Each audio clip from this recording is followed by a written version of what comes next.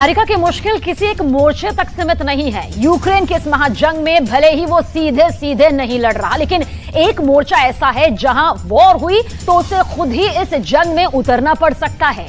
दरअसल ईरान अपना अब तक का सबसे खतरनाक हथियार लॉन्च करने वाला है। इसकी जानकारी खुद ईरान के एक बड़े अधिकारी ने दी। ईरान के इस ऐलान के बाद से अमेरिका से इजराइल तक हड़कंप मच गया है। अमेरिका को पश्चिमी एशिया में अपने सैन्य अड्डों की सुरक्षा की चिंता सताने लगी है और इन्हें महफूज रखने के लिए जो बाइडेन किसी भी हद तक जा सकते हैं। ऐसे में पूरी दुनिया अब इसे लेकर चर्चा कर रही है कि क्या दुनिया में युद्ध का एक और मोर्चा यहां खुलने वाला है।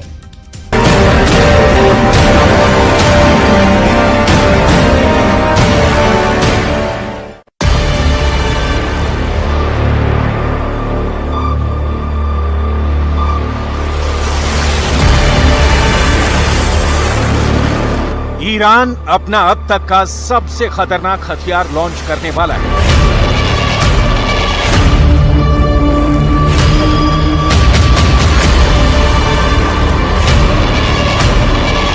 ईरान अपना सबसे बेहतरीन हथियार दुनिया को दिखाने वाला है।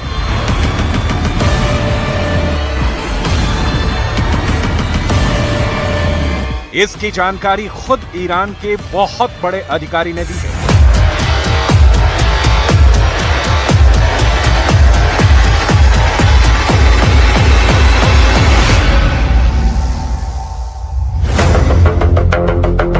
ईरान के इस अफसर की बात हमेशा 100% सच साबित हुई है। ईरान के इस बड़े अधिकारी का दावा कभी खोखला साबित नहीं हुआ और यही वजह है कि इस अधिकारी के दावे के बाद से इजराइल से लेकर अमेरिका तक हड़कंप मचा है। ईरान के दावे से अमेरिका डरा हुआ है। उसे खाड़ी में अपने अड्डों पर खतरा नजर आ रहा है। ईरान के दावे से इजराइल डरा हुआ है। उसे लग रहा है कि इस बार ईरान कोई ऐसी मिसाइल दिखाएगा जो पूरे इजराइल को भस्म कर देगी। ईरान के दावे से अमेरिका के नेटो वाले दोस्त भी दहशत में हैं। ऐसा क्यों कहा जा रहा है, इसकी तह तक जाएंगे तो ईरान के बहुत ही खतरनाक मंसूबों का पता चलेगा। ईरान के जिस अधिकारी ने नए हथियार का जिक्र किया है, उसके दावे की सबसे ज्यादा चर्चा ब्रिटेन में हो रही है। पश्चिमी देशों की सेनाएं इस सवाल का जवाब जानना चाहती हैं। क्या ईरान हवाई टारगेट को तबाह करने वाला हथियार लॉन्च करने वाला है? क्या ईरान जमीन से लॉन्च करने वाला हथियार दुनिया को दिखाने वाला है? ये मिसाइल है या फिर कोई ड्रोन? क्या ईरान समंदर में दुश्मन पर अटैक करने वाला नया हथियार दिखाकर अपनी धाक बढ़ाना चाहता है? सवाल बहुत से हैं और जवाब सिर्फ ईरान के पास है। ईरान कौन सा हथियार दुनिया को दिखाने वाला है, ये फिलहाल किसी को मालूम नहीं। ना ही ईरान की तरफ से इसको लेकर कोई बयान जारी किया गया है, लेकिन IRGC के प्रवक्ता ब्रिगेडियर जनरल रमजान शरीफ की तरफ से ये जरूर कहा गया है। ईरान लगातार अपनी सैन्य क्षमता को बढ़ा रहा है। समुद्री सुरक्षा के लिहाज से ईरान जल्द ही दुनिया को अपना नया और सबसे बेहतरीन स्ट्रेटेजिक सिस्टम दिखाने वाला है। ईरान के लोग इसी साल ही इस आधुनिक सिस्टम को देख पाएंगे।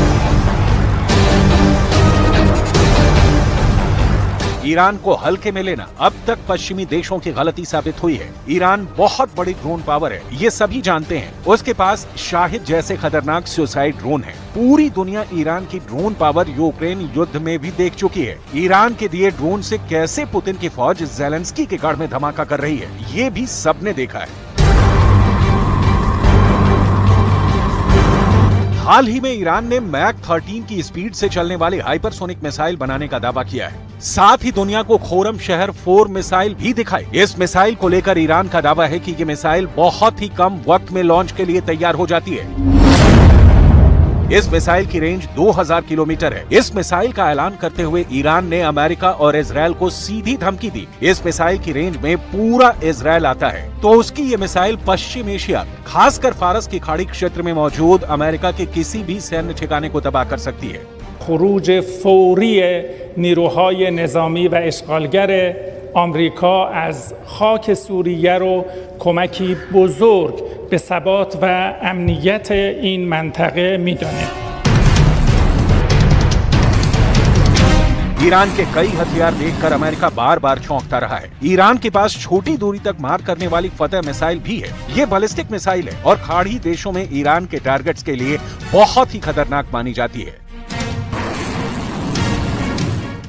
ईरान जानता है कि उसकी दुश्मनी इजराइल और अमेरिका जैसे बहुत ही शक्तिशाली देशों से है। एक तरफ अमेरिका है जिसकी सेना दुनिया में सबसे ज्यादा ताकतवर है, तो दूसरी तरफ इजराइल है जिसकी सेना आधुनिक हथियारों से लैस है। ऐसे में इन दोनों देशों से टक्कर लेने के लिए उसे अपनी सेना की ताकत को लगातार बढ़ाते रहना होगा। फिलहाल ईरान की सैन्य ताकत की बात करें तो उसके पास 5.25 लाख की आर्मी है, उसके पास करीब 500 फाइटर जेट हैं, ईरान के पास करीब 400 छोटे बड़े पानी के जहाज और फास्ट बोट हैं, ईरान के पास 3700 टैंक हैं। ईरान एक बड़ी ड्रोन पावर है। We see that as well with Iran, which has provided many drones to Russia that it's using to destroy civilian infrastructure and kill civilians in Ukraine. इस power के साथ ये तो साफ है कि ईरान अमेरिका को सीधी लड़ाई में नहीं हरा सकता, लेकिन ईरान की ड्रोन पावर और उसकी डिप्लोमेसी इस वक्त अमेरिका और इजराइल दोनों पर भारी पड़ रही है। एक तरफ ईरान ने सऊदी अरब से दोस्ती कर ली है, तो दूसरी तरफ चीन और रूस के दखल ने खाड़ी देशों में अमेरिका को कमजोर किया है। ईरान को लगता है कि अब खाड़ी देशों में अमेरिका के दिन पूरे हुए और अब उसे अपना सामान पैक करके वापस लौट जाना चाहिए। लेकिन अमेरिका वापस लौटने की जगह ईरान के पास अपने खतरनाक लड़ाकू विमान तैनात कर रहा है। स्ट्रेट ऑफ हॉर्मुज में अमेरिका ने अपने F-35 और F-16 जैसे फाइटर जेट को तैनात कर दिया है। सबसे बेहतरीन डेस्ट्रॉयर USS थॉमस हडनर को मिडिल ईस्ट में तैनाती का आदेश व्हाइट हाउस से जारी हो चुका है और यही ताजा तनाव की बड़ी वजह भी बन गई है, क्योंकि ईरान किसी भी कीमत पर अपने आसपास अमेरिका की दखलंदाजी नहीं चाहता। इसलिए अक्सर वो इस इलाके में अमेरिका के फाइटर जेट और शिप को निशाना बनाता रहता है।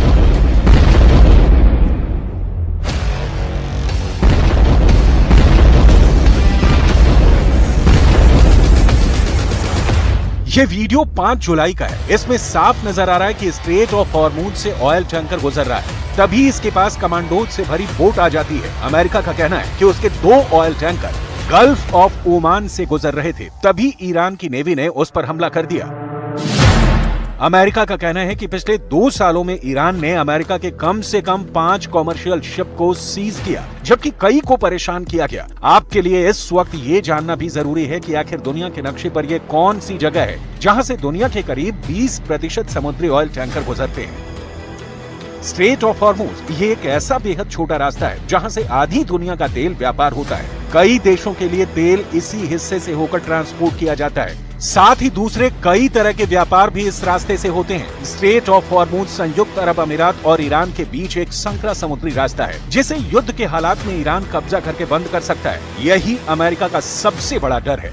160 किलोमीटर लंबे स्ट्रेट ऑफ हॉर्मुज का रास्ता फारस की खाड़ी को ओमान की खाड़ी और अरब सागर से जोड़ता है। इस रास्ते की एक जगह चौड़ाई तो महज 39 किलोमीटर रह जाती है, जहां से दोनों ओर से आते जाते जहाज गुजरते हैं। इस रास्ते पर ईरान का दबदबा है। Does need to reassure Iran's Arab neighbors that they can be cautious in re-embracing Tehran and that they need to view Iran's overtures with suspicion and continue to rely on the United States.